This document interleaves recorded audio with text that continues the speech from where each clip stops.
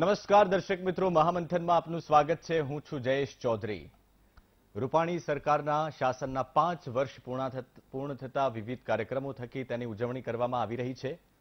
સરકારની સફળતા અને સુશાસન સામે કોંગ્રેસે વિરોધ કાર્યક્રમો પણ જાહેર કર્યા અને કોરોના જેવી મહામારીમાં રૂપાણી સરકારે અનેક સંવેદનશીલ નિર્ણયો પણ લીધા છે, જેમાં દર્દીઓને દાખલ કરવાની સુવિધાથી લઈને દર્દીઓના ટેસ્ટ માટે પણ રૂપાણી સરકારે અનેક નિર્ણય લઈને રાજ્યની જનતાને રાહત પણ આપી છે।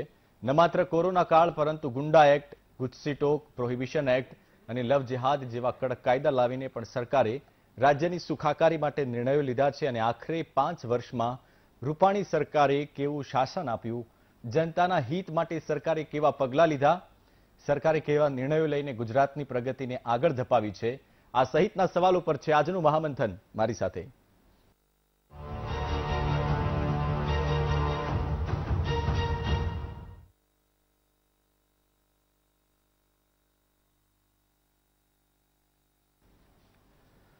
तो मित्रों, सरकार 1 થી લઈ અને 9 ઓગસ્ટ સુધી 5 વર્ષની કામગીરીને લઈને ઉજવણી કરી રહી છે। 5 વર્ષ સરકારને પૂરા થયા, અનેક યોજનાઓ પર સરકારે કામ કર્યું, તો કોવિડ જેવી મહામારીમાં સરકારની કેટલીક કામગીરી પર ગંભીર આક્ષેપો પણ થયા, વિપક્ષે કર્યા અને ગુજરાતની સામાન્ય જનતાએ પણ કર્યા। Doctor Yagnesh Dave media convener છે ભાજપના, એ મારી સાથે જોડાયા છે। હેમાંગભાઈ વસાવડા છે નેતા કોંગ્રેસ, એ મારી સાથે ડિબેટમાં આજે જોડાયા છે। દિલીપભાઈ ગોહિલ છે રાજકીય વિશ્લેષક, એ પણ મારી સાથે જોડાયા છે અને જયવંત પંડ્યા છે વરિષ્ઠ પત્રકાર, એ પણ મારી સાથે જોડાયા છે। શરૂઆત કરીએ છીએ યજ્ઞેશભાઈ આપનાથી કે સરકાર 5 વર્ષની ઉજવણી કરી રહી છે, તો વિપક્ષ તો એવું કહે છે કે 25 વર્ષથી તમારી સરકાર છે, તો પછી 5 વર્ષની ઉજવણી શા માટે કરો છો કે પછી 25 માટે કોઈ અલગથી ઉજવણી કરવામાં આવશે? પહેલા તો સરકારના કાર્યક્રમોની અંદર કોઈ પણ જગ્યાએ ક્યાંય ઉજવણી શબ્દ વાપરવામાં આવ્યો નથી। આ ઉજવણી શબ્દ જે ખરો એ મારા કોંગ્રેસના માનનીય નેતાઓ અને એમના જે બીજા વિરોધ પક્ષો છે એમના વિકૃત મગજની પેદાશ છે ઉજવણી શબ્દ। સરકારે ક્યાંય કોઈ ઉજવણી શબ્દ વાપર્યો નથી। બીજી વસ્તુ એ છે કે સરકાર જે કરી રહી છે એ 5 વર્ષ પૂરા થયા બાદ એક 9 દિવસના એવા કાર્યક્રમો કરી રહી છે જેની અંદર તમે જુઓ તો 4000 થી વધારે કાર્યક્રમો છે અને 4000 થી વધારે કાર્યક્રમોની અંદર પબ્લિકના સેવાના, લોકાર્પણના, ખાતમુહૂર્તના તથા પબ્લિકને જે સહાય આપવાના, લોન આપવાના ઘણા બધા કાર્યક્રમો છે। જે પ્રમાણે હું થોડુંક ઉદાહરણ આપું આપને તો વિદ્યાર્થીઓને જે ટેબ્લેટ આપવાનો કાર્યક્રમ છે, પછી 12000 જેટલા ઈ ક્લાસરૂમો છે એનું લોકાર્પણ છે, સાથે સાથે 6000 જેટલા નવા ઓરડાઓ અને સ્કૂલોની જે નવીનીકરણ થાય છે એના ખાતમુહૂર્તો અને લોકાર્પણ છે। આ શિક્ષણની વાત થઈ। આવી રીતે તમે જો નારીની અંદર વાત કરો તો નારી સહાય યોજના હેઠળ 1 લાખ બહેનોને આજે વગર વ્યાજે સરકાર લોન આપશે। આ પરિસ્થિતિ, આ સાથે સાથે તમે જુઓ તો વનબંધુ યોજના છે, વનબંધુ યોજના પાર્ટ 2 જે 1 લાખ કરોડ રૂપિયાની યોજના, સાથે સાથે એ લોકોના જે આદિવાસી યજ્ઞેશભાઈ હવે 5 વર્ષમાં તો કેવું છે કે આપણે યોજનાઓ જો ગણવા રહીશું તો 5 વર્ષ નથી ગણાવતો હું, આ 9 દિવસની અંદર જે લોકાર્પણ માત્ર 9 દિવસનું જ ગણાવું છું। તમે એવું કહેવા માંગો છો કે આ ઉજવણી શબ્દ ખોટો છે? 9 દિવસમાં લોકાર્પણના કાર્યક્રમો છે અને સરકાર જો પ્રજાના હિતના કાર્યક્રમો કરતી હોય અને એનો જો કોંગ્રેસ વિરોધ કરતી હોય તો આ વિરોધી માનસિકતા છે એમની, અને પ્રજા એટલા માટે જ એમનો વિરોધ કરે છે કે એમની માનસિકતા વિરોધી છે। એટલે હેમાંગભાઈ જવાબ આપશો આપ? અને પ્રજા કોંગ્રેસનો એટલે જ વિરોધ કરે છે। આપણે હેમાંગભાઈ સાંભળી લઈએ। સૌથી પહેલા તો મારે યજ્ઞેશભાઈને બહુ સ્પષ્ટ પૂછવું છે કે આ 9 દિવસના જે કાર્યક્રમ છે માનનીય વિજયભાઈના 5 વર્ષ પૂરા થવાના, એ કાર્યક્રમને આપ શું કહો છો? ઉજવણી કહો છો કે શું કહો છો? જો તમે આ કાર્યક્રમ કર્યા છે એ ઉજવણી નથી તો શું છે એ મને કહો। વાતમાં વિપક્ષના વિકૃત મગજ, વિપક્ષ આમ વિપક્ષ તેમ બોલવું, આ વાત બરાબર નથી। તમે સ્પષ્ટતા કરો યજ્ઞેશભાઈ કે આ શું છે, ઉજવણી છે કે શું છે? લોકાર્પણના કાર્યક્રમો શેને માટે છે? 5 વર્ષ થયા પૂરા। હવે આપણે જયેશભાઈ આપના પ્રશ્ન ઉપર આવીએ કે વિજયભાઈની સરકારના 5 વર્ષ છે એ મિશ્રિત રહ્યા છે. સૌથી પહેલું અમુક કાયદાઓ આપે જેમ શરૂઆતમાં કીધું સારા આવ્યા છે, ગુજકો સીટ સારું આવ્યું છે, લેન્ડ ગ્રેબિંગ એક્ટ સારો લાવ્યા છે, પણ વિવાદાસ્પદ કામ પણ થયા છે અને નિષ્ફળતાઓ પણ છે જે ઉજાગર કરવાનો વિપક્ષનો ધર્મ છે, વિપક્ષી નિભાવી રહી છે. ગુજરાતમાં શિક્ષણ ખાડે ગયું છે. માત્ર પે એન્ડ ગેટ એજ્યુકેટેડ, ખિસ્સામાં પૈસા છે તો ભણો, નહીતર તમે પડ્યા રહો. આ સ્થિતિ ગુજરાતની થઈ છે. મોટા ભાગની સરકારી શાળાઓ, કોર્પોરેશનની શાળાઓ બંધ છે અથવા ડચકા ખાય છે. શાળા તરફ વિદ્યાર્થીઓનો પ્રવાહ પણ ખૂબ ઘટ્યો છે અને પ્રાઇવેટાઇઝેશન એજ્યુકેશનનું તમામ તબક્કે મારે યજ્ઞેશભાઈને પૂછવું છે કે ગ્રાન્ટીન એડ કોલેજો કેટલી ચાલુ થઈ 5 વર્ષમાં, ગ્રાન્ટીન એડ સ્કૂલો કેટલી ચાલુ થઈ 5 વર્ષમાં? ઠીક છે, આનો જવાબ આપે. આરોગ્યમાં પણ આપણે ઘણા નિષ્ફળ રહ્યા છીએ. આપણે બીજે તબક્કે વાત કરશું જયેશભાઈ. આરોગ્યમાં પણ સરકાર નિષ્ફળ રહી છે અને 5 વર્ષમાં પ્રજાએ માત્ર અધિકારી રાજ જોયું છે. ચૂંટાયેલી પ્રજાનું ક્યાંય રાજ જોવાનું નથી. એક અધિકારી ગામમાં તાણે, બીજો અધિકારી સીમમાં તાણે, સવારે એક નિયમ એક અધિકારી જાહેર કરે. આનો જવાબ યજ્ઞેશભાઈ પાસેથી આપણે મેળવી છે, પરંતુ એ પહેલા હું દિલીપભાઈ ગોહિલ છે, વરિષ્ઠ પત્રકાર, એમની પાસે જઉં છું. દિલીપભાઈ, કેટલા પડકારો રહ્યા સરકારની સામે, કેટલા કામો કર્યા, કેટલા આક્ષેપો થયા એમની સામે, આપ શું વિશ્લેષણ કરો છો સરકાર તરીકે? સરકાર સામે પડકાર હોય અને સરકારે ઉપાડવાના હોય તો સરકારનું કામ છે. અને વિપક્ષમાં કોંગ્રેસના નેતાએ કહ્યું, એ બી એમને બહુ સારું હોય, કહ્યું કે મિશ્રિત હોય છે. મોટાભાગની સરકારોની કામગીરી મિશ્રિત હોય છે. સરકારે કંઈક તો કરવાનું હોય છે. રાષ્ટ્રપતિ શાસન હોય ને ત્યારે કામ તો થતા જ હોય છે. ત્યારે બી નાગરિકો ટેક્સ ભરતા હોય છે, સરકારને આવક થતી હોય છે, એમાંથી રસ્તા અને સિંચાઈના કામ ને વીજળીનું કામ ને ચાલતું જ હોય છે રાબેતા મુજબનું. કોઈ નેતાને તમે યાદ ત્યારે કરો કે એને વિશેષ શું કર્યું. બિલકુલ. હવે બીજું, આ વિજય રૂપાણીના 5 વર્ષ થયા છે એને માટે ઉજવણી કે જે કે હોય, ઉજવણી શબ્દ ન વાપરવો હોય તો જે બી કઈ કાર્યક્રમો થઈ રહ્યા છે એ વિજયભાઈના 5 વર્ષના જે ભાજપ માટે તો છે એની સળગ્ર રીતે તો 25 વર્ષ છે ભાજપના. હવે વિજયભાઈના 5 વર્ષ તમારે કહેતો તો પછી વિજયભાઈ ઉપર ફોકસ રહેવાનું.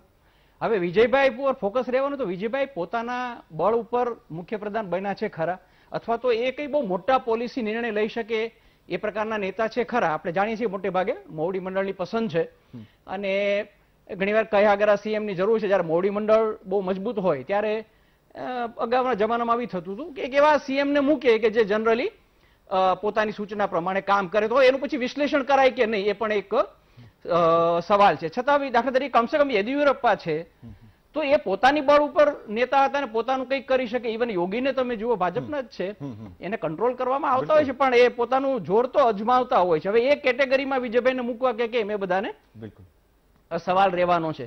બીજું, તમે કેશુભાઈને યાદ કરો તો આપણે ગોકુળિયું ગામ તમને યાદ આવે કે આપણે એનઆરઆઈ ના પૈસા આવે તો આપણે એનાથી કામ કરીશું. તમે ચિમનભાઈ નું નામ લો, ચિમનભાઈ પટેલ, તો એમણે નર્મદા યોજના માટે મહેનત કરી, એમ તમને એક શબ્દ તરત એના માટે યાદ આવે. નરેન્દ્ર મોદી યાદ કરો તો જ્યોતિર્ગામ યોજના અને વાઇબ્રન્ટ છે, તરત તમને યાદ આવે કે જેનાથી ગુજરાતમાં આકર્ષે. 2-3 તમને કોઈને પણ પૂછો, 2-3 વસ્તુ તમને તરત યાદ આવી જાય. એવું તમે શું કહી શકો વિજયભાઈ માટે? થોડું મુશ્કેલ છે કે કોઈ એક વસ્તુ એમને માટે કહી શકાય. અને બીજું, જે સૌથી કોરોના કાળને કારણે બહુ સ્પષ્ટ થઈ ગયું કે આરોગ્યમાં છેલ્લા 25 વર્ષમાં અને ઇવન વિજયભાઈના કાળમાં આપણી પરિસ્થિતિ બિલકુલ સારી નહોતી. આપણે સમયસર તમને એમ્બ્યુલન્સ ન મળે, એમ્બ્યુલન્સ મળે તો પથારી ન મળે, પથારી મળે તો ઇન્જેક્શન ન મળે, ઇન્જેક્શન મળે તો ઓક્સિજન ન મળે, એ સ્થિતિ હતી. અને બીજું, શિક્ષણનું સ્તર, એમાં વિજયભાઈનો એકલાનો વાંક નથી. છેલ્લા 25 વર્ષ દરમિયાન બહુ બધા પ્રયોગો થયા છે અને ગુજરાતમાં શિક્ષણની ઘોર ખોદાઈ ગઈ છે. મોંઘું થયું છે, ખાનગી થયું છે, ક્વોલિટી રહી નથી. અહીંયા આઈટીની બસ આપણે ચૂકી ગયા. એન્જિનિયરિંગમાં લાખો રૂપિયા ભરે વાલીઓ અને પછી છોકરાઓને નોકરી ન મળે, એનો બહુ મોટો અસંતોષ છે, એટલે એમાં ગયા છે. અને સાહેબ, ઘણી બધી સંસ્થાઓ તો એવી છે કે સરકાર નિયમો બનાવે છે એનું પાલન પણ નથી કરતી.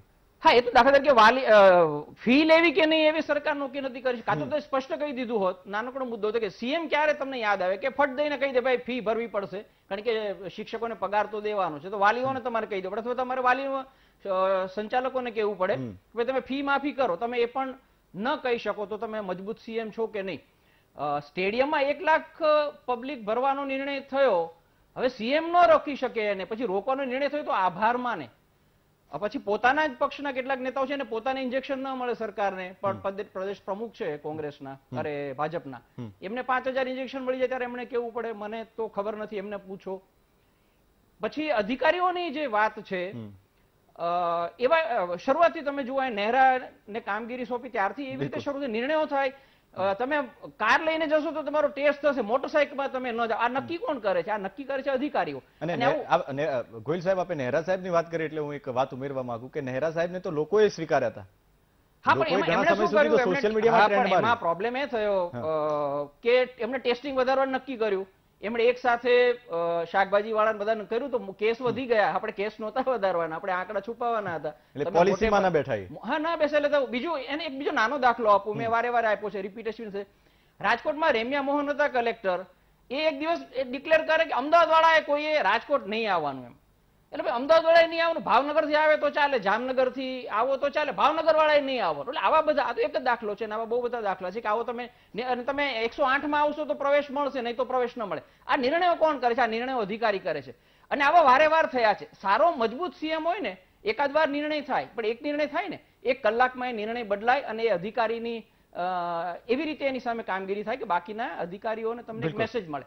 એવું નથી થયું. એટલે મને એવું લાગે છે કે એમની કામગીરીના કોઈ એક કામગીરી યાદ નથી આવતી. કેટલું કરી શક્યા હોત એ આપણે નેક્સ્ટ રાઉન્ડમાં વાત કરીશું. જયવંતભાઈ પંડ્યા પણ છે વરિષ્ઠ પત્રકાર. જયવંતભાઈ, 5 વર્ષમાં કેટલા કામો થયા, કેવા પડકારો જુઓ છો આપ સરકારની સામે? પહેલા તો મને બોલવા દેજો ને બે મારા પક્ષ સાંભળજો, કારણ કે ઘણી વાર શું થાય છે કે આ પક્ષ તરફ બોલીએ એટલે અટકાવી દેવામાં આવે અને એક ઇમેજ પૂર્વગ્રહ બંધાઈ જાય. ના ના, આપ આપની વાત પૂરી કરો, પણ થોડીક ટૂંકમાં પૂરી કરજો, કારણ કે આપણે ફરીથી બીજો રાઉન્ડ પણ લેવાનો છે, આપની પાસે આવવાનું છે. ટૂંકમાં જે અગાઉના વક્તાઓએ લીધો એ પ્રકારે ટૂંકમાં જ વાત થશે. સૌપ્રથમ તો જે પાણીની આપણે ગુજરાતમાં કમી રહેતી હતી, તો સૌની યોજના છે એને ઘણો સારો એને એ કર્યું અને ઘણું બધું ઝડપથી મોરબી છે, રાજકોટ છે, એ બધી જગ્યાએ પાણી પહોંચતા થયા. એને જમીન છે એનો જે ઝડપી નિકાલ લાવ્યો અને તલાટી પાસેથી કલેક્ટર પાસે સત્તા આવી, એટલે એના કારણે થોડું ભ્રષ્ટાચારમાં ખબર નહીં કે થયું કે નહીં, પણ એક ઇમેજ બંધાઈ કે ભાઈ ભ્રષ્ટાચાર છે આનાથી નાબૂદ થઈ શકે. જે રીતે હેમાંગભાઈએ બહુ તટસ્થ રીતે સ્વીકાર્યું કે કેટલાક કાયદા સરસ આવ્યા છે, એમાં ગુંડા એક્ટ છે, લવ જિહાદ વિરોધી કાયદો છે, લેન્ડ ગ્રેબિંગ એક્ટ છે, અને એની સાથોસાથ જે એક પાટીદાર આંદોલનમાંથી એક વાત જન્મી હતી કે આર્થિક પછાત વર્ગને અનામત, તો એની પણ એક વાત થઈ છે. રાજકોટને એમ્સનું હજી આગળ વધ્યું નથી કામ, પણ એક આપવામાં સફળ થયા છે. રાજકોટમાંથી આવતા હોય અને ગુજરાત પણ એનો રાજકોટ ગુજરાતનો જ ભાગ છે. ગૌ હત્યા વિરોધી કાયદો હોય કે ચેકપોસ્ટ નાબૂદ કરવાની વાત હોય, દારૂબંધીનો કાયદો મજબૂત થયો છે, પણમાં સાંભળજો, પણ બોલું છું, અખંડ ફાર્માના લોકો પકડાણા હતા, પણ સાથોસાથ એ પણ હકીકત છે કે દારૂ છૂટથી બળે છે. એફઆરસી સારો કાયદો લાવ્યો અને પ્રકાશ જાવડેકર જયારે માનવ સંસાધન પ્રધાન હતા ત્યારે એમણે એનો મોડેલ ફોલો કરવાની વાત કરી હતી. પરંતુ સ્કૂલમાં જે બેફામ વર્તન છે સ્કૂલોનું, એ આપણે બધું જોયું કે કઈ રીતે બેફામ વર્તન થયું છે, તો એ પણ એ ચાલુ છે. અને કોરોના કાળમાં ખાસ કરીને સ્કૂલો સામે ફી લેવાનું ને એ બધું હાઈકોર્ટમાં પણ ગયું, એટલે એ પણ એક એની નોંધ લેવી જોઈએ. સરકારી શાળાઓ સારી થઈ છે અને હવે ફોટા વિડીયો બધું ફરી રહ્યું છે, પરંતુ જે મારા અગાઉના વક્તાઓએ પણ કહ્યું એમાં હું આંશિક રીતે સહમત થઈશ દિલીપભાઈની વાત સાથે અને હેમાંગભાઈની વાત સાથે, કે ઘણા બધા પ્રયોગો સેમેસ્ટર રાખવું નહીં રાખવું એ અલગ અલગ સરકારોમાં થયું છે અને આ સરકારમાં પણ કેટલાક પરીક્ષા લેવી નહીં લેવી, ઉપર કેન્દ્રનો નિર્ણય આવે એટલે પછી ફેરવી તોડવો પડે. અલબત્ત એ સારી દિશાની છે કે તમે એ જડતાથી પકડી નથી રાખતા, એટલે તમે એને જે રીતે લેવું હોય એ રીતે લઈ શકો કે યુ ટર્ન વાળી સરકાર અથવા તો ફ્લેક્સિબલ સરકાર એ લઈ શકો. ભરતી શરૂ કરાઈ, કોંગ્રેસના રાજ્યમાં ભરતી બંધ થઈ હતી, પણ ભરતી શરૂ કરાઈ છે, પણ કેટલીક ભરતીમાં વિવાદ થયો. સચિવાલયની પરીક્ષા હોય, પછી પેપર લીક થવાનું વાત હોય, એ પણ એક પાસું છે. જળ સંચય અભિયાનની કામગીરી સારી થઈ છે.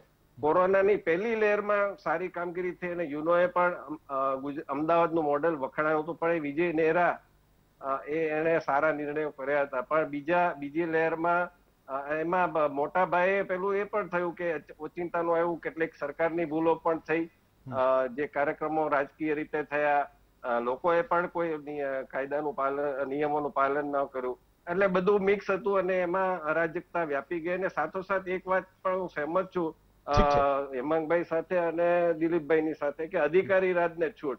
એટલે તમે ડ્રોનથી પહેલી લહેરમાં પણ એ થતું હતું કે કેટલાક વિસ્તારોમાં પંથ વિશે શું કહીશ, એના વિસ્તારમાં તમે ઉપરથી કેરમ રમતા હોય, ક્રિકેટ રમતા હોય તો પણ એ કાયદો એને લાગુ પડો. કેટલાક વિસ્તારમાં ટોઈંગ વાન છે ફરતી રહે સતત, અને કેટલાક વિસ્તારમાં, કેટલાક પંથ વિશેષ લોકોના વિસ્તારમાં તહેવાર હોય, ભીડ ઉમટે તો પણ કોઈ કાર્યવાહી કરવાની હિંમત ન થાય. તો એ પ્રકારનું પણ એક વસ્તુ જોવામાં આવી. સુરતમાં પણ અધિકારી રાજની ખૂબ વાત થઈ. એટલે આ મારું પહેલું તબક્કાનું વાત છે. હું કહીશ કે ઘણું સારું કામ થયું છે, હજુ ઘણું સારું થઈ શકે એમ છે. બિલકુલ જયવંતભાઈ, ફરીથી હું આપની પાસે આવીશ. મનસ્વી થાપરથી રાજકીય વિશ્લેષક એ પણ મારી સાથે જોડાયેલા છે. मनस्वीजी, કેટલું બદલાયું 5 વર્ષમાં ગુજરાત?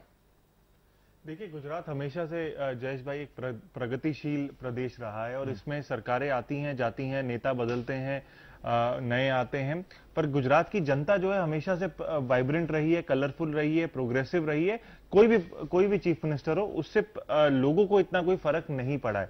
आज अगर हम बात करें 5 साल विजय रूपानी जी की सरकार का, तो गुजरात में ऐसा जो पॉलिटिकल वॉलेटिलिटी होती है वो नहीं दिखाई दे रही है. इसी कारण अभी क्या सिचुएशन हो गई है कि जैसे बीजेपी का अगर हम बात करें, जो रैंकिंग की बात करें, गुजरात की जो रैंकिंग है, जिस तरीके से अगर हम बात करें, जो नीति आयोग ने रैंकिंग के हिसाब से अलग अलग पैरामीटर्स के हिसाब से, एसडीजी रैंकिंग के हिसाब से जो उनकी अलग अलग वेरियस पैरामीटर्स में उनकी रैंकिंग रखी है, वहां पे इनोवेशन, इंडस्ट्री और क्रिएटिविटी के ऊपर तो उनको अच्छे मार्क्स मिले हैं, पर वहां पे जहां पे बात आती है एजुकेशन की, वहां पे गुजरात बहुत पीछे है. जहां पे बात आती है हेल्थ की, वहां पे गुजरात पीछे है. जहां पे बात आती है कि जो पुअरेस्ट लोग होते हैं, गरीब लोगों के लिए जो वेलफेयर स्कीम्स होनी चाहिए, वहां पे गुजरात पीछे है. तो अच्छे निर्णय है, अच्छे प्रोग्रेशन है, पर साथ में जो हमको जो दबी दबी आवाज में जो दिखाई सुनने देने लग गया, और 5 साल के बाद विजय भाई के जो ज्यादा सुनने लगता है, जो बीजेपी के लोग भी बात करते हैं कि किसी तरीके से हमको ये दिखाई देता है कि अधिकारी राज बहुत ज्यादा बढ़ गया है. पहली बार किसी प्रदेश में हम देख रहे हैं कि जहां पे अधिकारी राज ज्यादा बढ़ गया है, जहां पे अधिकारियों की इंपॉर्टेंस बढ़ गई है, और जो इलेक्टेड गवर्नमेंट होती है, जो इलेक्टेड चीफ मिनिस्टर होता है. और विजय भाई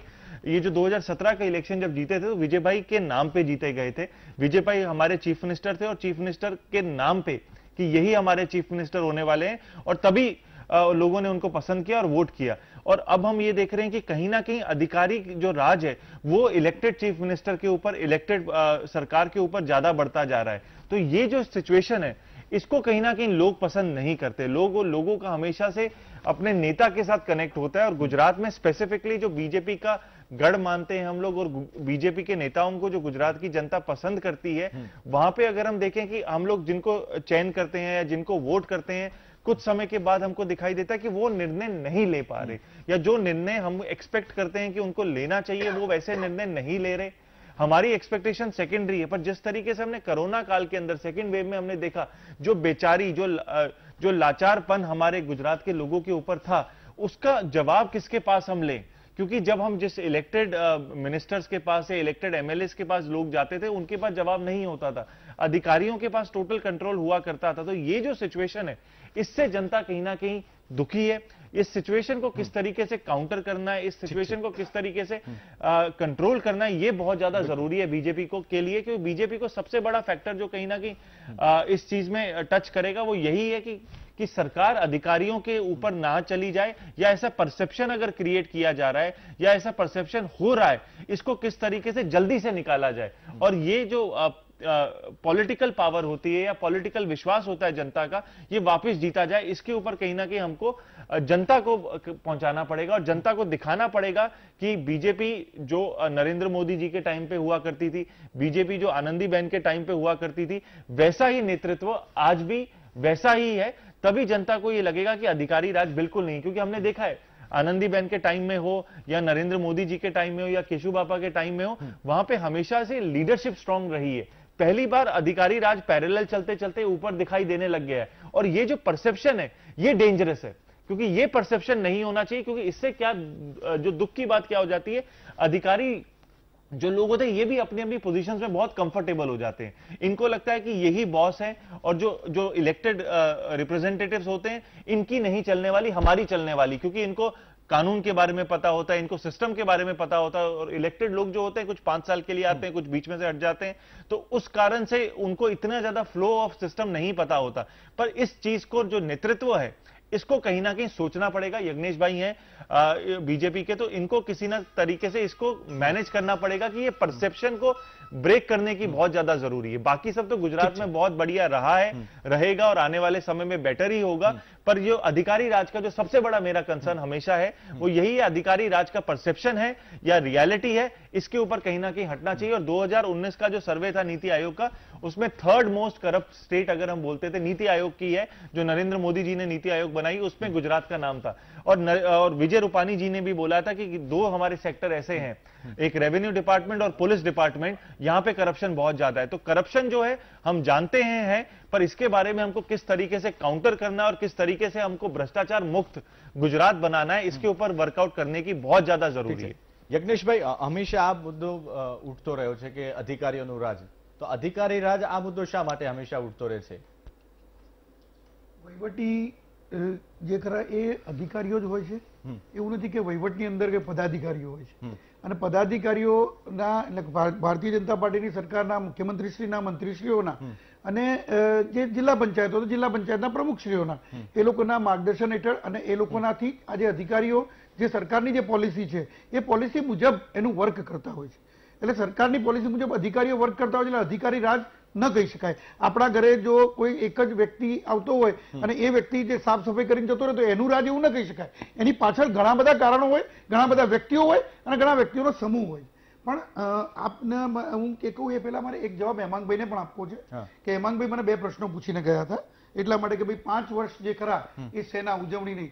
તો હેમાંગભાઈને મારે કહેવું છે કે સરકારી કોઈ પણ અમારી સ્ટેશનરી હોય અથવા તો સરકારી કોઈ પણ જગ્યાએ ઉજવણી શબ્દ લખ્યો હોય તો હેમાંગભાઈ તમે લઈ આવજો, હું જોવા માટે તૈયાર છું। બીજી વસ્તુ એ છે કે સરકારે જે શબ્દ વાપરેલો છે એ 5 વર્ષ સૌના સાથ સૌના વિકાસના અને જનહિતની યોજનાઓ 9 દિવસ સુધી અલગ અલગ યોજનાઓ, નારી દિવસ હોય, શિક્ષણની યોજનાઓ, અલગ અલગ યોજનાઓ એનું લોકાર્પણ છે। અને હા, બીજી એક વાત એમણે કરી હતી કે શાળાઓની વાત કરી હતી કે શાળાઓ જે કરી સરકારી શાળાઓ, એક મારી વાત પૂરી કરી લો એમાં, કે એમને વાત કરી હતી કે હું માત્ર એટલું કહું કે 4326 વિદ્યાર્થીઓ માત્ર અમદાવાદમાં, 4326 વિદ્યાર્થીઓ લિસ્ટ આપવા તૈયાર છું, માત્ર અમદાવાદમાં મ્યુનિસિપલ કોર્પોરેશનની શાળામાં, પ્રાઇવેટ શાળામાંથી આવ્યા છે। આજે આ પરિસ્થિતિ છે, બાકી કોંગ્રેસના વખતમાં ઝાડ નીચે પડતા હતા, આજે ઓરડા પણ નહોતા તમારે ત્યાં, અને તમે શું મળે તમે શિક્ષણની વાત કરવા નીકળ્યા છો। હેમાંગભાઈ પાસે પણ હું જોઉં છું, પણ આપણે બીજી વારે વાત કરી કે ઉજવણી, તો ઉજવણી શબ્દ નથી વાપરવો, શબ્દ નથી વાપરવો। જનહિતની યોજનાઓ, જનહિતની યોજનાઓ લોકાર્પણ છે, ખાતમુહૂર્ત છે, અને એનો જે ખરા 1 થી 9 ઓગસ્ટ કેમ પસંદ કરવામાં આવી? 1 થી 9 ઓગસ્ટ એટલા માટે પસંદ કરવામાં આવી હતી, 1 થી 9 ઓગસ્ટની અંદર વિજયભાઈ અને આદરણીય નીતિનભાઈના જે શાસનને આજે 5 વર્ષ પૂરા થાય છે। તો ઇનડિરેક્ટલી તો ઉજવણી થઈ ને? ઉજવણી નથી, એ 5 વર્ષ પૂરા થયા નિમિત્તે ઉજવણી ક્યારે હોય કે જ્યારે તમે કોઈ ફંક્શનો કરો અને માત્ર ને માત્ર ત્યાં આગળ હાર તોડા અને ભાષણબાજી થઈને એ વસ્તુ પૂરી થઈ જાય। ક્યાંય કોઈ જગ્યાએ ફંક્શનની અંદર ભાષણબાજી, હાર તોડા, આજે પણ તમે જો આજના શરૂઆતના ફંક્શનની અંદર પણ આજે પણ ચેક વિતરણ કાર્યક્રમ હતા, આજે પણ લોકાર્પણના કાર્યક્રમો હતા, આજે આખા ગુજરાતની અંદર દરેક જગ્યાએ, જિલ્લા સ્થળે, દરેક મહાનગર સ્થળે આજે 33 જગ્યાએ જે જિલ્લા છે 33 જિલ્લાઓમાં અને 8 મહાનગરોની અંદર આ કાર્યક્રમો આજે યોજાયા અને દરેક જગ્યાએ ચેક વિતરણ કાર્યક્રમ પણ થયો, વિદ્યાર્થીઓનો ટેબ્લેટ વિતરણનો કાર્યક્રમ પણ થયો અને આજે એ કાર્યક્રમો યોજાય છે જે લોકાર્પણના કહી શકાય અને પ્રજાની સેવાના કહી શકાય। તો એ સેવાના કાર્યક્રમોને એને ઉજવણી જો શબ્દ વાપરતા હોય તો હું ફરીથી એક વખત શબ્દ વાપરું છું કે આ કોંગ્રેસની હલકી માનસિકતા છે અને છે જ। પણ 1 થી 9 તારીખ એટલા માટે પસંદ કરવામાં આવી કે સરકારને 5 વર્ષ થયા છે એટલે લોકોને પણ ખબર પડે અને એ બાને લોકોનું કામ પણ થાય. નહીં, પબ્લિકની સેવા જયારે થાય છે અને પબ્લિકને કોઈ ફાયદો થતો હોય અને આવા ફાયદાની સામે એ સમાંતર કાર્યક્રમો આપે કે અજ્ઞાનતા અને અશિક્ષણને આવા કાર્યક્રમો આપે તો મને એવું લાગે છે કે ત્યાં સુધી કે પ્રજાને સરકાર કોઈ પણ ફાયદો આપે એ કોંગ્રેસના ગળે ઉતરતું નથી. કારણ કે પ્રજાને સરકાર ફાયદો આપે અને મત પાછા ભારતીય જનતા પાર્ટીને જાય અને જે કોંગ્રેસને મત ન મળે આ પરિસ્થિતિ એમને થાય એ ગમતું નથી. એટલા માટે જે વિરોધ કરી રહ્યા છે અને ફરીથી કહું છું કે કોંગ્રેસ જે આવા પ્રજાકીય સેવાના કાર્યક્રમોમાં વિરોધ કરે છે એટલે જ પ્રજા કોંગ્રેસને પસંદ નથી કરતી અને પ્રજા એટલે જ કોંગ્રેસનો વિરોધ કરે છે જે 27 વર્ષથી ગુજરાતની અંદર દેખાઈ આવે છે. છેલ્લા તમે જુઓ આજે 31 જિલ્લા પંચાયતો, 6 મહાનગરપાલિકા, આજે એ બરોબર છે. એમાં પાછું એની અંદર રિઝલ્ટ શું આવ્યું, પ્રજાએ શું પસંદ કર્યા તમને? તમારા વિરોધને પણ પ્રજાએ પસંદ નથી કર્યો. વિરોધ પક્ષનો વિરોધ હોવો જોઈએ જયેશભાઈ, હું એવું નથી કહેતો વિરોધ પક્ષ વિરોધ ન કરે, પણ આજે પ્રજાના કાર્યક્રમોની અંદર સરકાર ક્યાંક ઊણી ઉતરતી હોય તો તમે એનું સૂચન કરો, એનો વિરોધ કરો, એની પદ્ધતિ હોય, પણ તમને તો વિરોધ કરતા પણ નથી આવડતું. હું આ સ્પષ્ટ કહું છું. હેમાંગભાઈ જવાબ આપશો આનો?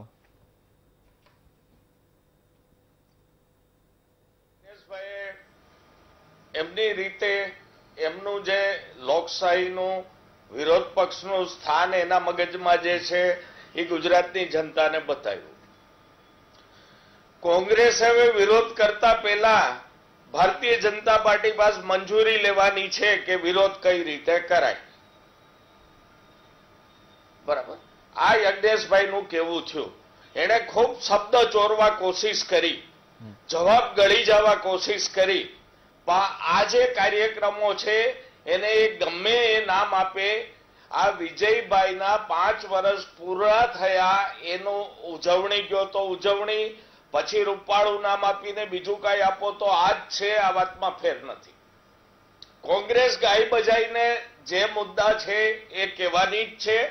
કારણ કે યજ્ઞેશભાઈ શું કે છે કે ભારતીય જનતા પાર્ટીના નેતા શું કે છે એની અરે અમારે કોઈ સર્ટિફિકેટ લેવાના નથી, અમે પ્રજાનો અવાજ રજૂ કરવાના છીએ.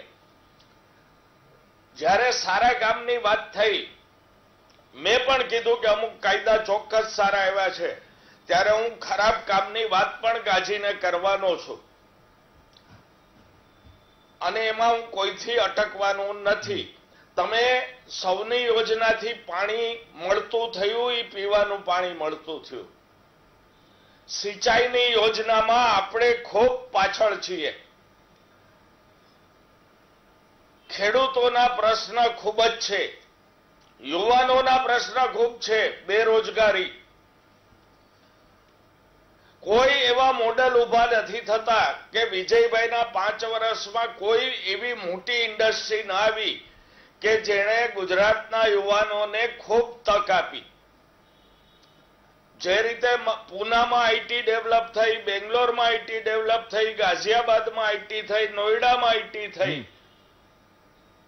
એમ ગુજરાતનું આઈટી હબ મને બતાવો કે જ્યાં હજારો આઈટી એક્સપર્ટ છોકરાઓને રોજગારી મળી રહેતી હોય. આરોગ્ય તંત્ર પણ કોરોના કાળમાં કેટલું સફળ રહ્યું છે, કેટલું નિષ્ફળ રહ્યું છે, એ આપણે ચર્ચા હું નહીં કરું, કારણ કે પ્રજાએ અનુભવ્યું છે ને એને ખબર છે. 4000 વિદ્યાર્થીઓ અમદાવાદની શાળામાં પ્રાઇવેટમાંથી સરકારમાં આવ્યા, એના વાલીના ઇન્ટરવ્યુ યજ્ઞેશભાઈએ જોયા હોત તો આંકડા આપતા એમને સંકોચ થાય. આનો જવાબ આપણે યજ્ઞેશભાઈ પાસેથી લઈએ. એક્સેસિવ ફી નહીં પોસાતા વાલીઓએ શિક્ષણ ફેરવ્યું છે. એ શેની વાત કરી રહ્યા છે? એટલે મેં જે વાત કરી બંને વાત વિરોધાભાસ છે. મેં એમને વાત કરી કે પ્રાથમિક શાળાઓ જે અમદાવાદ મ્યુનિસિપલ કોર્પોરેશનની છે એ કોર્પોરેશનની શાળામાં પ્રાઇવેટ સ્કૂલો છોડી અને વિદ્યાર્થીઓ કોર્પોરેશનની સ્કૂલમાં એટલા માટે આવ્યા કારણ કે કોર્પોરેશનની સ્કૂલોની ફેસિલિટી જે ખરી પણ એ વાત તો સારી છે.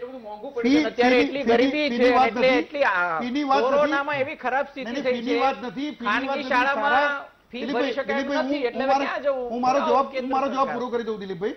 ફીની વાત નથી, આજે સમાન શિક્ષણની વાત છે કે આજે શિક્ષણ પ્રાથમિક જે સરકારી સ્કૂલો છે એમાં પણ શિક્ષણની વ્યવસ્થા જે ખરી એ પ્રાઇવેટ સ્કૂલો કરતા ઘણી સારી કરવામાં આવી છે. આજે જે પ્રમાણે મેં કહ્યું કે 16,000 જેટલા સ્માર્ટ ક્લાસ ગુજરાતમાં શરૂ થયા, સરકારી શાળાઓમાં શરૂ થયા છે. પણ યજ્ઞેશભાઈ, આ જે તમામ વિદ્યાર્થીઓ આવ્યા, અમે કોઈ એકત્ર નહીં, આ તમામ જે વિદ્યાર્થીઓ આવ્યા, બે એકત્ર સ્કૂલો બતાવી, પ્રચાર કરવા નથી માંગતા. પ્રજા એની મેતે સમજે છે, આજે શાળાઓ બંધ થઈને તમે મર્જ કરી દીધી. બહુ નાનું ગામ હોય ત્યાં તમે શાળા જ નથી રહેવા દીધી, અને 3-4 નાના ગામની શાળા ભેગી કરીને એક શાળા કરી. આપે કીધું કે મોટાભાગના વિદ્યાર્થીઓ મ્યુનિસિપલ સ્કૂલમાં આવ્યા, તો એ આ સમયમાં જ કેમ આવ્યા? આટલી બધી સારી સુવિધાઓ હતી તો આટલા ટાઈમ તો એ ના આવ્યા? સ્કૂલોની ગઈ વખતે પણ આવેલા હતા, આ વખતે પણ આવ્યા છે, પણ આ વખતના આંકડા અમે પ્રસિદ્ધ કર્યા, ગઈ વખતના આંકડા પણ પ્રસિદ્ધ કર્યા હતા. આ વખતના આંકડા એમને અત્યારે સવાલ પૂછ્યો એટલે મેં એમને આ વખતના આંકડા જણાવ્યા. બાકી સ્કૂલો કઈ મ્યુનિસિપાલિટીની બંધ નથી થઈ ગઈ. આજે પણ 550 સ્કૂલો અમદાવાદ મ્યુનિસિપલ કોર્પોરેશનની ચાલુ છે, એક પણ સ્કૂલ બંધ નથી થઈ ગઈ. ઠીક છે, નહીં એ વાત તો સારી, પણ આપ એ સ્વીકારો છો કે આ 5 વર્ષમાં ઘણા બધા પડકારો રહ્યા સરકારની સામે, જે આપણે ચર્ચા કરી પ્રમાણે? ચોક્કસ, સરકારની સામે 5 વર્ષમાં ઘણા બધા પડકારો રહ્યા, પણ સરકારે જે ખરા એ 5 વર્ષની અંદર સિફતપૂર્વક અને સરકારે જે પ્રમાણે પ્રજાના સેવાકીય કાર્યો કરવા માટે એ પડકારોનો સામનો કરીને પણ સરકારે આજે સેવાકીય કાર્યો, જેમ એમને ગણાવ્યું કે ગુંડાધારા એક છે, તો આજે એ ઘણી બધી તકલીફો હતી. આજે બહારગામથી પરદેશથી લોકો આવે, 10 વર્ષથી અહીંયા ત્યારે ખબર પડે કે મારી જમીન મારા નામે છે જ નહીં, લેન્ડ ગ્રેબિંગ એક્ટ, બરોબર. આજે નરેન્દ્રભાઈએ જે પ્રમાણે તમે જો ઉજ્જવલા યોજના, ઘેર આજે કેટલીય બહેનોને આજે ઘરે આંખોમાં જે પાણી આવતા હતા અને જે ધુમાડામાંથી મુક્તિ આપી છે. અરે હું તો એ કહું છું કે કોંગ્રેસના શાસનની અંદર જે નતું થયું એ આજે નરેન્દ્રભાઈના શાસનમાં 5 વર્ષ, છેલ્લા 7 વર્ષ નરેન્દ્રભાઈના શાસનમાં એમણે શરૂઆત કરી 2 વર્ષથી, અને છેલ્લા 5 વર્ષની અંદર તમે જુઓ તો દરેકના ઘરે ટોયલેટ. આજે બેન દીકરીઓને આજે કુદરતી હાજતે જવા માટે રાત્રિની વિચાર કરવો પડતો કે ક્યારે રાત થાય પછી જઈએ. આ બધું એમને યાદ નતું આવતું. આજે એમના શાસનો હતા ત્યારે આ બધું કેમ યાદ નતું આવતું? આ શાસન આજે ભારતીય જનતા પાર્ટીના શાસનમાં પ્રજાકીય સેવાકીય કાર્યો, અરે હું તો કહું છું ગુજરાતની જ વાત કરો, ગુજરાતનું એક ગામ એવું નથી કે જ્યાં વીજળી ના હોય અને જ્યાં રસ્તો ના હોય, આવું એક ગામ નથી. આજે તમે કોંગ્રેસ શાસિત રાજ્યોમાં જોઈ આવો, મારે કોઈનું ભલામણ કરવી નથી, પરંતુ એક બીજું કે તમારા શાસનની અંદર કેટલા ગામોમાં વીજળી હતી, કેટલા ગામોમાં રસ્તા હતા. આજે જે રાત્રે વીજળી અપાતી હતી પાણી માટે, એ તમને ખેડૂતો યાદ નતા આવતા એ વખતે કે ના રાત્રે જ આપણે પાણી માટે વીજળી આપીએ છીએ? આજે ભાજપ ભાજપના શાસનની અંદર છેલ્લા 5 વર્ષમાં જ થયું, છેલ્લા ગયા વર્ષે આ મૂકવામાં આવ્યું. અને એ આજે 1500 ગામ એવા છે કે 1500 ગામમાં દિવસે વીજળી આપવામાં આવી છે કે જે ખેડૂતોને પાણી પાવા માટે, અને હજી પણ બીજા આપવાની શરૂઆત કરી છે. 213 જેટલા વીજ યુનિટો સ્થાપના થઈ અને હજી બીજા સ્થપાશે, અને આ 9 દિવસની અંદર પણ ઘણા બધા વીજ યુનિટોનું આજે લોકાર્પણ થવાનું છે. સાથે સાથે ઓક્સિજન પ્લાન્ટની વાત કરીએ તો 300 થી ઉપર ઓક્સિજન પ્લાન્ટો આ 9 દિવસમાં લોકાર્પણ થવાના છે, અને ઘણા બધા ઓક્સિજન પ્લાન્ટોનું લોકાર્પણ થઈ ગયું. આજે માત્ર વિરોધ કરવો પ્રજાને, હું તો કહું છું એમને જે વાત કરી, મેં એવું નથી કીધું, એમને એક વાત કરી મારે મંજૂરી લેવી, પણ મંજૂરીની વાત નથી. આજે બંધારણીય તમારો વિરોધ કરવાનો અધિકાર છે અને તમારો અધિકાર કોઈ છીનતું નથી, પણ વિરોધ કરવાની એક પદ્ધતિ હોય છે જેનાથી પ્રજા પણ તમને પસંદ કરે, એવી પદ્ધતિ તમે વિરોધ કરો તો સારું રહેશે. હેમંતભાઈ કઈ જવાબ આપવો છે આપને? નહીં, ચોક્કસપણે એમણે જે વાત કરી એમાંથી એક સોર દિલીપભાઈ થાપરજી, આપ બરાબર સુનો, वो बार बार बता रहे हैं, वारे वारे के छे 5 વર્ષમાં થયું, 5 વર્ષમાં થયું. તો નરેન્દ્રભાઈ મોદીના 20 વર્ષમાં શું થયું ગુજરાતમાં? 20 વર્ષમાં તો ઘણું બધું થયું. આ 5 વર્ષની વાત છે અને 5 વર્ષમાં આજે ડિબેટનો પ્રશ્ન છે, અને આજે ડિબેટને આજે મુદ્દો 5 વર્ષ એટલે 5 વર્ષ ગણાવું. 20 વર્ષ ગણાવ બેસી તો કાલ 7 સુધી ગણાય. 20 વર્ષ ગણાવ બેસી તો કાલ 7 સુધી ગણાય. હેમંતભાઈ 20 વર્ષ ગણાવ બેસી તો કાલ 7 સુધી ડિબેટ ચાલશે. 24 કલાક છે તમને 20 વર્ષ સાંભળતા તમારા 70 વર્ષ સાંભળતા 10 મિનિટ લાગશે તમને, પણ મારા 20 વર્ષ સાંભળતા તમને તો કાલ 7 સુધી 24 કલાક થશે. વારે વારે કે આ 5 વર્ષમાં થયું એનો આ 5 વર્ષ આજે ડિબેટનો મુદ્દો છે મારા ભાઈ. આજે 5 વર્ષ ડિબેટનો મુદ્દો છે, એની વાત છે. હું એ કહું છું 20 વર્ષનું જયારે હું ગણાવીશ, 20 નહીં 27 વર્ષનું ગણાવીશ ને તો કાલે 7 থেকে 24 કલાક સુધી હેમંતભાઈ તમને સાંભળતા. હા તો હું ગણાવું તમને, તમારી સાંભળવાની તૈયારી હોય તો હું ગણાવું તમને. હું જગદીશભાઈ હેમંતભાઈ વારા 27 વર્ષનું ગણાવું હેમંતભાઈ, વર્ષ વાઇઝ ગણાવું. તમારા 70 વર્ષનું સાંભળતા પ્રજાને 10 મિનિટ લાગશે, મારા 27 વર્ષનું સાંભળતા પ્રજાને 24 કલાક લાગશે. એટલું આજે કામ ભારતીય જનતા પાર્ટીની સરકારે ગુજરાતમાં કર્યું છે. એટલા માટે જ તમે 27 વર્ષથી સત્તાથી દૂર છો ગુજરાતમાં, અને તમને પસંદ નથી કરતી. છેલ્લી ચૂંટણીઓ જોઈ લો તમારા રિઝલ્ટ શું છે. તમે પેલા પ્રજામાં તો પ્રિય થાવ, અને પ્રજાના પ્રિયની વાત જોવા દો. આજે તમે જે પ્રમાણે વાતો ઉડાડો છો કે આનો મુખ્યમંત્રી બદલાશે, આનું આ બદલાશે, તમારો પહેલા પક્ષ પ્રમુખ નક્કી કરો, કોર્પોરેશનમાં તમારો નેતા નક્કી કરો, તમારું આંતરિક શાસન તો તમે ક્લિયર કરો, પછી ભાજપ ઉપર એની ચિંતા તમે છોડો. તમે અમારી ચિંતા કરો છો. હા, તમે અમારી ચિંતા કરો છો. તમારા પ્રમુખ અમારા માટે સ્ટેટમેન્ટો આપે છે, એને સમજાવો વસ્તુ. તમે તમારા પ્રમુખને સમજાવો, કહેવાતા પ્રમુખને સમજાવો કે રાજીનામું આપી ચૂકેલા છે એને સમજાવો તમે પેલા, એ ના આપે આવા સ્ટેટમેન્ટો. સાચી વાત તો કરવી પડે યજ્ઞેશભાઈ, અને કરશું. તમારું ઘર સંભાળો, પેલા તમારું ઘર સંભાળો. તમારો પ્રમુખ નથી, તમારો કોર્પોરેશનનો નેતા નક્કી કરી શકતા નથી. તમે બીજાને વાત કરવા નીકળ્યા છો. શું સાચી વાત કરવા નીકળ્યા છો? ચિંતા કરો ચલો ઠીક છે, તમારી વાત ઠીક છે. યજ્ઞેશભાઈ હેમંતભાઈ આપણી પાસે આવું છું. યજ્ઞેશભાઈ હેમંતભાઈ પાસે આપની પાસે આવું છું, કારણ કે આવી રીતે લોકોને નહીં સમજે છે. ઠાકર સાહેબ અને ગોહિલ સાહેબ જે સારા સારા મુદ્દા છે, તો એમને યજ્ઞેશભાઈએ કીધા કે આટલા કામો થયા, પણ એટલા 2-3 મુદ્દા એવા છે કે એમાં હજુ પણ કંઈ બદલાયું એવું લાગતું નથી. સૌથી મોટી વાત તો છે કરપ્શનની વાત છે અને દારૂબંધીની વાત છે. સરકારે ઘણા બધા એવા દાવાઓ કર્યા છે ગોહિલ સાહેબ કે દારૂબંધી છે, દારૂબંધી. ગુજરાતમાં દારૂ મળે છે, ઘણી બધી જગ્યાએ મળે છે, તો એના પર કેમ ઠોસ એક્શન નથી લઈ શકાતી? જો કરપ્શનની વાત છે તો કરપ્શન આજે પણ થાય છે, પણ એ તો સિસ્ટમમાં ગોઠવાઈ ગઈ છે આખી વ્યવસ્થા. એ બધાને ફાવી ગયું છે, પર પ્રજાને, પોલીસને, નેતાઓને આખી દારૂબંધીની વ્યવસ્થા છે એ ફાવી ગઈ છે. એટલે હવે તો મને લાગે છે ગુજરાતમાં એની કોઈ બહુ એ અર્થમાં ચર્ચા બી નથી કરતું. એ જે કે ગોઠવાનું ગોઠવાઈ ગયું. પણ આપણે જે મેં શરૂઆતમાં બધાએ લગભગ એ અમલદાર વાળી વાત કરી, એ છે શા માટે? એ એટલા માટે કે અમલદારને ખ્યાલ આવી જાય કે આ સીએમ છે એ અસલી સત્તાધીશ નથી. અસલી સત્તા છે એ દિલ્હીમાં બેઠી છે અને ત્યાંથી સૂચના આવે છે. એટલે અમારે એ પ્રમાણે, અને ત્યાંથી અધિકારીને સૂચના આવે, અને મોટા અધિકારી છે નાના અધિકારીને સૂચના આપે, એટલે કામ થાય છે. એટલે અમલદારનું વધી પડ્યું એનું કારણ આ છે.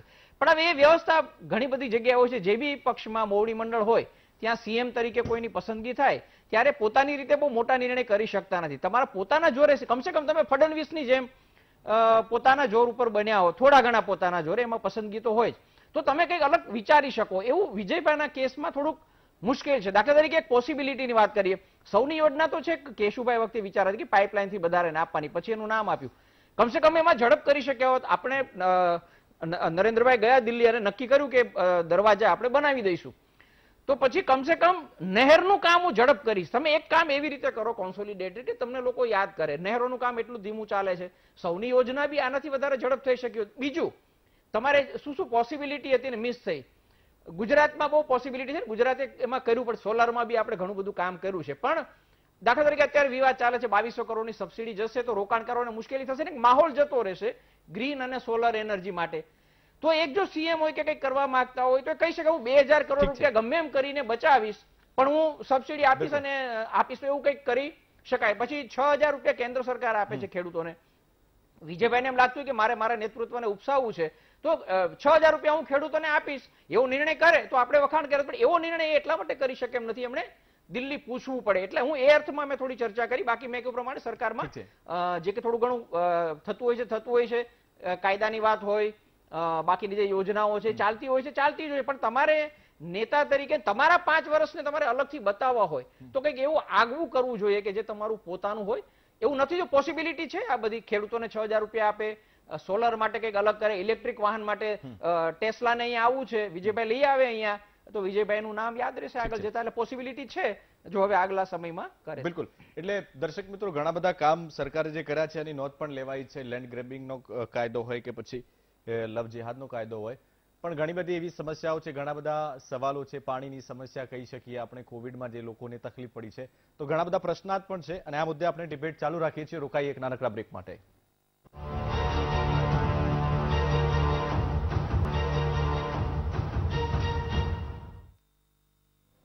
Welcome back. તો શાસનના 5 વર્ષ પર આપણે ડિબેટ કરી રહ્યા છીએ. તમામ મહાનુભાવો મારી સાથે જોડાયેલા છે. મનસ્વીજી, આપની પાસે હું આવું છું.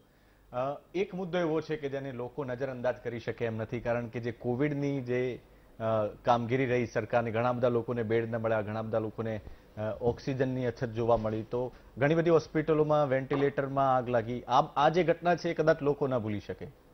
नहीं, बिल्कुल सही बात है जयेश भाई. आपके मुद्दे पे आऊं उससे पहले मैं एक और मुद्दे पे आना चाहता हूं. डिसाइसिव जो लीडरशिप होती है, डिसाइसिव जो नेचर होती है, जो लीडरशिप की लैकिंग है, उसका एक ही उदाहरण देता हूं मैं आपको. जो जनता गुजरात में मिस कर रही है पहली बार, कि गुजरात में हमेशा जनता ने देखा है, चाहे वो कांग्रेस के चीफ मिनिस्टर रहे हो, चाहे वो बीजेपी के चीफ मिनिस्टर रहे हो, हर एक जो चीफ मिनिस्टर हमारे प्रदेश के रहे हैं वो डिसाइसिव रहे हैं। आपको एक उदाहरण देता हूं, 1 जून 2021 को आपको याद होगा कि गुजरात स्टेट एजुकेशन बोर्ड ने अपना टाइम टेबल अनाउंस कर दिया था कि बच्चों के 10वीं और 12वीं के एग्जाम इस तरीके से होंगे, और 2 जून को उसको बदल दिया। जैसे सीबीएसई ने बोला कि हम लोग एग्जाम नहीं रखेंगे, इमीडिएटली हमने टर्न आउट कर दिया कि हम भी एग्जाम नहीं करेंगे।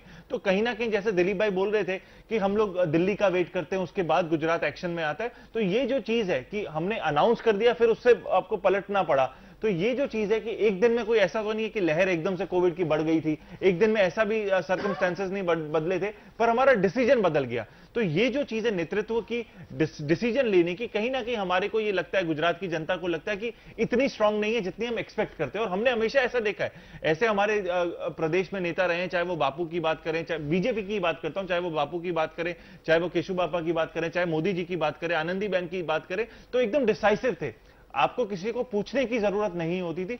ऐसे हमारे पास लीडर रहे हैं और बीजेपी के खुद के रहे, तो ऐसी अपेक्षा रहती है, ऐसी एक्सपेक्टेशंस रहती हैं कि विजय जी के साथ भी कि वो डिसाइसिव रहें, वो डिसीजन ले, और एक बार जो डिसीजन ले लिया उसको बदलने की जरूरत ना पड़े। और ये जो एक दिन का बदलाव होता है, कुछ घंटों के बाद बदलना होता है, ये बहुत ही ज्यादा कंफ्यूजिंग होता है जनता के अंदर कि यार हम लोग किस तरीके से आगे बढ़ेंगे, क्या ये डिसीजन परमानेंट है, ये डिसीजन टेम्पररी है, तो ये कंफ्यूजन का माहौल लाता है, क्योंकि डिसीजन लेना बहुत ज्यादा जरूरी। दूसरी चीज जो मैं बोलना चाहता हूं जयेश भाई, एक हमारे प्रधानमंत्री जी ने जब वो चीफ मिनिस्टर थे तो उन्होंने एक बहुत ही बढ़िया स्कीम लॉन्च की थी, गुणोत्सव इवैल्यूएशन। गुणोत्सव इवैल्यूएशन में क्या होता था कि हर मंत्री, हर एमएलए बीजेपी का स्कूल्स अडॉप्ट करते थे, गवर्नमेंट के स्कूल्स अडॉप्ट करते थे, और उसके बाद उनका इवैल्यूएशन करते थे किस तरीके से बढ़ा। और फिर ये 2019 में इसको एक चेंज किया गया, इवैल्यूएशन 2.0 आया गुणोत्सव, जिसमें इसके जो परसेंटेज है वो बढ़ा दिए गए। और वहां के बाद जो अभी जो हमारे पास डेटा आता है, अभी ये रिसेंटली डेटा पब्लिश हुआ है जुलाई 28 को, जहां पे ये पता चलता है कि 30,681 स्कूल में से सिर्फ 14 स्कूल गुजरात गवर्नमेंट के ऐसे हैं जो इंप्रूव हुआ है। ये एमएलएस का डेटा है, ये मिनिस्टर्स का डेटा है, जो बताता है कि 2019 से लेकर अब तक सिर्फ 14 स्कूल्स ऐसे हैं जो 30,000 स्कूल से ज्यादा स्कूलों में से, गवर्नमेंट के स्कूलों से, जिनमें इंप्रूवमेंट दिखाई दी है। तो कहीं ना कहीं एजुकेशन सेक्टर जो है, गवर्नमेंट का डेटा जो है, गवर्नमेंट के स्कीम्स के थ्रू जो पता चलता है कि एजुकेशन सेक्टर हम लोगों ने फोकस नहीं किया है, ना ही 20 सालों में किया था, ना ही 5 सालों में फोकस किया, इसकी बहुत ज्यादा जरूरत है। और ये अब मेरे हिसाब से जो बीजेपी है इस पे फोकस जरूर कर रही है कि जिस हिसाब से मैं देख रहा हूं विभिन्न म्युनिसिपल कॉर्पोरेशन है वो स्मार्ट स्कूल्स लाने की कोशिश कर रही है, वहां पे इन्वेस्टमेंट करने की कोशिश कर रही है। तो ये इसका इफेक्ट कैसे आएगा नहीं आएगा ये पता नहीं, पर एट प्रेजेंट अगर हम बात करें, एजुकेशन सेक्टर में बिल्कुल फोकस नहीं रहा है, हेल्थ सेक्टर में बिल्कुल फोकस नहीं रहा है, इस पे कहीं ना कहीं करने की ज्यादा जरूरत है। दूसरा जो लास्ट चीज मैं कहना चाहता हूं कि प्रधानमंत्री जी ने एक बहुत बढ़िया स्कीम लॉन्च की थी, वो नेशन वाइड उसमें कोई खास फर्क नहीं पड़ा, स्मार्ट सिटीज का। वैसे ये स्मार्ट सिटीज हमारे गुजरात में भी बहुत सारी हैं, पर वो सारे का सारा पैसा, चाहे वो अहमदाबाद की बात करें, सूरत की बात करें, उसमें इफेक्टिव पब्लिक को कहीं ना कहीं दिखाई नहीं दिया है। चाहे हम सीसीटीवी कैमरास की बात करें, ट्रैफिक सिग्नल्स की बात करें, रोड्स की, स्मार्ट सिटीज के साथ जो कनेक्टिविटी की बात करें, वो कहीं ना कहीं इफेक्टिवली वो नहीं काम किया है। वो नेशन वाइड है, नीति आयोग का सर्वे है, वही चीज गुजरात में ही है। वो पैसा जो कहीं ना कहीं हम बोलते हैं कि वो कहीं ना 25 से 50% जो इन्वेस्ट होता है स्मार्ट सिटी में, वो वेस्ट हुआ है। तो ये चीज भी एक हमारे को देखने की जरूरत है। करप्शन का मुद्दा तो है ही, ये जन जागृत है। दारूबंदी की हम बात करते हैं, वो भी जन जागृत है। तो इसमें सिर्फ विजय भाई की बात नहीं है, हर एक चीफ मिनिस्टर जो हमारे प्रदेश में रहे हैं, दारूबंदी एक ऐसा मुद्दा है कि कोई भी इसको नहीं कर पाया। पर विजय भाई ने, अगर हम बात करें, जो तारीफ करने की बात उनकी रहती है, हुक्का उन्होंने बंद किया और उन्होंने निर्णय लिया है कि नहीं करना है, तो वो उन्होंने नहीं किया। तो ये एक डिसीजन उनका ऐसा है। पर एक चीज जो हमको एक हमेशा से हमारे देश में, हमारे प्रदेश में रही है कि एक जब भी चीफ मिनिस्टर होता है या प्राइम मिनिस्टर होता है, वो एक अपने स्कीम के कारण जाना जाता है, एक योजना के कारण जाना जाता है। अभी तक विजय भाई ने ऐसी कोई योजना जो विजय भाई के कारण हो या विजय भाई के नाम के कारण हो, जनता में प्रचलित हो, ऐसी योजना हमको दिखाई नहीं कायम याद રાખી શકે। દેવેનભાઈ, આપને એવું લાગે છે કે કોઈ એવા કામ હતા જે સરકારે આ 5 વર્ષમાં કરવા જોઈતા હતા અને ન થઈ શક્યા? ના, કામ તો ઘણા બધા હોઈ શકે। શિક્ષણની સૌથી વાત થઈ છે, એમાં હું આંશિક રીતે સમજ છું, ઘણું સારું કામ થયું છે। એફઆરસી નો કાયદો લાવ્યો, પણ એનો ચુસ્ત અમલ ન થઈ શક્યો। અધરવાઇઝ એ સમગ્ર દેશ માટે મોડેલ બની શકે। શિક્ષણમાં જે છે એ શાળાકીય શિક્ષણ એટલે કે મ્યુનિસિપાલિટીની સ્કૂલો એ સુધરી છે, એનો કોઈ સવાલ નથી. એના બિલ્ડિંગો સારા થયા છે, બધું ઇન્ફ્રાસ્ટ્રક્ચર સારું થયું છે, લોકો હવે પોતાના બાળકોને સરકારી સ્કૂલોમાં મૂકી રહ્યા છે. પરંતુ એ કયા કોરોનાના કારણે હોય કે પછી ફી ન પોસાતી હોય એના કારણે હોય, પણ જે કઈ હોય તે એ અચીવમેન્ટ તો છે જ, એમાં કોઈ ના ન પાડી શકે. બીજું એ છે કે જે ખેડૂતોની વાત છે, એ ખેડૂતોમાં ક્યાંક માપણીમાં વચ્ચે એ થયું હતું કે અસંતોષ હતો ખેડૂતોમાં, તો એને જરા વધારે ખેડૂતોને પહેલા કરતા વીજળી દિવસે પણ મળે છે, 8 કલાક મળે છે, એ બધું સહમત છે. પણ જે સિંચાઈની બૂમ છે એ અને સૌરાષ્ટ્રના ખેડૂતોનો જે પ્રશ્ન છે, ખાસ કરીને આપણે જો દક્ષિણ ગુજરાતના ખેડૂતોનો પ્રશ્ન આવતો નથી, ઉત્તર ગુજરાતના ખેડૂતોનો એટલો બધો પ્રશ્ન, પણ સૌરાષ્ટ્રના ખેડૂતોને ખાસ કરીને વધારે તકલીફ હોય છે. તો ત્યાં પાણીની તકલીફ છે એ વધારે, સૌની યોજના છે એને ઝડપથી કામ કરવું પડશે. બીજું મારે એ કેવું છે કે સ્થિર સરકાર, આપણે કોંગ્રેસના શાસનમાં જીવરાજ મહેતાથી લઈ અને ચિમનભાઈ પટેલ સુધી એ જોઈએ તો છબીલદાસ મહેતા છેલ્લા એ હતા, તો સ્થિર સરકારનો હંમેશા પ્રશ્ન રહ્યો છે. એ જ રીતે ભાજપમાં પણ કેશુભાઈ પટેલની 1995માં આવેલી સરકાર સ્થિર સરકાર રહી નથી, 1958માં આવેલી સરકાર પણ સ્થિર સરકાર રહી નહોતી, કારણ કે 2001માં નરેન્દ્ર મોદી આવી ગયા. નરેન્દ્ર મોદીએ સ્થિર સરકાર પૂરું પાડવાનું કામ કર્યું, અને બીજા જે કોઈ છે તો આનંદીબેન પણ 1-2 વર્ષ રહ્યા અને પછી એમને રાજીનામું આપ્યું. વિજયભાઈ રૂપાણીએ 5 વર્ષ પૂરા કર્યા છે. એટલે એક રીતે કહી શકાય કે સ્થિર સરકાર, કારણ કે જયારે તમારા રાજ્યમાં સ્થિર સરકાર હોય ત્યારે પ્રગતિ થતી હોય છે, અસ્થિર સરકારમાં પ્રગતિ અટકી જાય છે, કામો અટકી જાય છે. તમારે વિઘ્ન પેલા જે અંદરના લોકો છે એને સંતોષ આપવામાં જ, એટલે વિજયભાઈ રાજકીય કુને ઘણી દાખવી છે. નીતિનભાઈ પટેલનો પ્રશ્ન આવ્યો હોય, વડોદરાના 3 ધારાસભ્યોનો પ્રશ્ન આવ્યો હોય, મનસુખ વસાવાનો પ્રશ્ન આવ્યો હોય, દરેક વખતે કોઈને કોઈ રીતે ભલે એમાં કંઈક સંતોષ આપ્યો હશે એમણે, પણ જે કંઈ હશે એમાં એને પ્રશ્નને થાળે પાડ્યો છે. બીજું કે આપણે ઘણીવાર જો ચૂંટણીમાં હાર થઈ હોત તો આપણે જ, અને હું પણ કહેત કે ભાઈ આ સરકાર છે એનો પરાજય થયો છે એટલે એ સરકારને જનમત નથી. તો આપણે વિવિધ ચૂંટણીઓ જે વિજયભાઈ રૂપાણીના સમયમાં આવી એ ચૂંટણીમાં લગભગ મહદઅંશે ભાજપનો વિજય થયો છે. છેલ્લે ફેબ્રુઆરીમાં આવેલી સ્થાનિક સ્વરાજની ચૂંટણીમાં તો દરેક જગ્યાએ જાણે કે ઝાડુ ફરી વળ્યું છે એ પ્રકારનું લાગે છે. એટલે એ પણ એક બતાવે છે કે એમના જે નિર્ણયો છે મહદઅંશે જનતાને પસંદ પડી રહી છે. મને એક વાત કહેવા દો, બીજી એ છે કે કયાગરા એક વાત છે, એમાં આપણે નરેન્દ્ર મોદી કે કોઈ ઇન્દિરા ગાંધી હોય ત્યારે એમાં એનું રહેવાનું જ, એમાં પણ એની સામે ગુજરાતને ફાયદો, આજે નરેન્દ્ર મોદી હોય કે અમિત શાહ હોય એના લીધે ગુજરાતને ફાયદો થાય છે કે નથી થતો? નર્મદા યોજના પૂરી થઈ કે ન થઈ? સ્ટેચ્યુ ઓફ યુનિટી મળ્યું કે ન મળ્યું? ગાંધીનગર વારાણસી ટ્રેન મળી કે ન મળી? સાયન્સ સિટીનું ડેવલપમેન્ટ થયું કે ન થયું? વરાઠા ગાંધીનગર ટ્રેન શરૂ થઈ કે ન થઈ? એ સિવાય સીએમ ડેશબોર્ડ મને લાગે છે કે ખૂબ સારી એ છે, એની ટેકનોલોજી નરેન્દ્ર મોદી કરતા પણ એક સ્ટેપ આગળ હું કહીશ કે સીએમ ડેશબોર્ડના કારણે કોરોનામાં બધા સાથે સંવાદ કરવો, હોસ્પિટલના લોકો સાથે વાત કરવી, આ બધું એ કરી શક્યા સીએમ ડેશબોર્ડના કારણે, જેની નોંધ ઓછી લેવાય છે. અને સાથોસાથ એમના શાસનમાં છે ને પૂર ને વાવાઝોડા ખૂબ આવ્યા છે, 5 વાવાઝોડા આવ્યા છે, અને એમાં પણ એકંદરે સારી કામગીરી થઈ છે. કારણ કે આ બધાની વચ્ચે કોરોના પણ એટલો જ નડ્યો છે. આ બધાની વચ્ચે જે કઈ કામ છે, એટલે હું એમ નથી કે હું બંને વાત કરું છું, એમાં આપણે તટસ્થ અવલોકન કરવું પડે. ભ્રષ્ટાચારની વાત છે એમાં એસીબીએ સારી કામગીરી કરી, પણ હજુ ઘણું બધું કરવાનું રહે છે.